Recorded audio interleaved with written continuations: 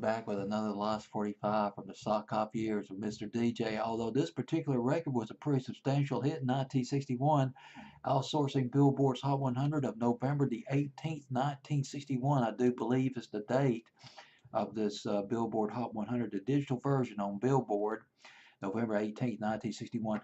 Some of the big moves, I'll give you, to put all this in perspective, some of the big hits off of this Hot 100 got Sad Movies, Make Me Cry by Sue Thompson, and A Wonder Like You by Ricky Nelson, You're the Reason by Bobby Edwards, Let's Get Together by Haley Mills, I Love How You Love Me by the Paris Sisters is on here, and I'm sure a lot of people remember Ya Ya by Lee Dorsey, Crazy by Patsy Cline at number 19.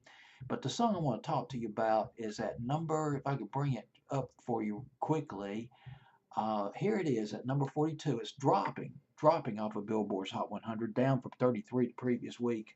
So that sweet soul music, an African American group, all African American women in this group, the Chantels, with Look in My Eyes, 1961, the Chantels going back to the 50s. Arlene Smith, the original lead singer, boy, what a voice she had, Arlene Smith. Now here's the thing about the Chantels. This is what you gotta understand about the Chantels. A lot of the R&B groups, a lot of the R&B acts were influenced by gospel. A lot of them a lot of their roots are in a lot of their roots are in gospel, blues, R&B, but particularly gospel, like Aretha Franklin, for example. But the Chantels came from a different cloth. They were cut from a different cloth. They were influenced more by classical music and Latin hymns. As a matter of fact, Arlene Smith, she was classically trained as a vocalist. She sang at Carnegie Hall when she was 12 years old. The Chantels, they were discovered by a fellow named Richard Barrett. Richard Barrett, the lead singer of the Valentines. He discovered them in 1957 and helped them get a record deal with N Records. This was in 1957. They came out with a record, and the first record went to number 71 on Billboard's Hot 100. You got to start somewhere.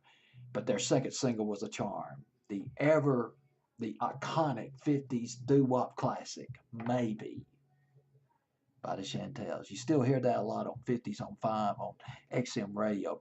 And that was a million seller for them.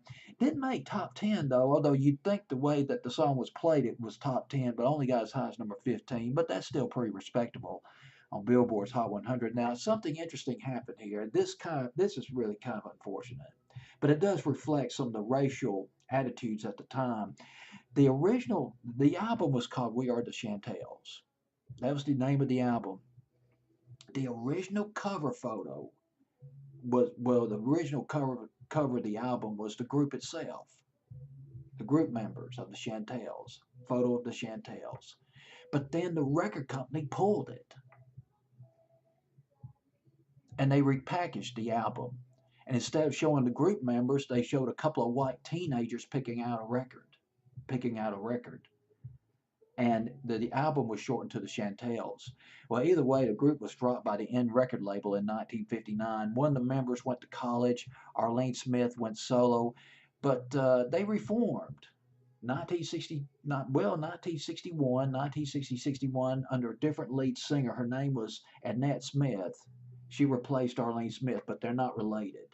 Signed with Carlton Records, and they came out with their second biggest hit, coming in at number 42 on Billboard's Hot 100, Look in My Eyes.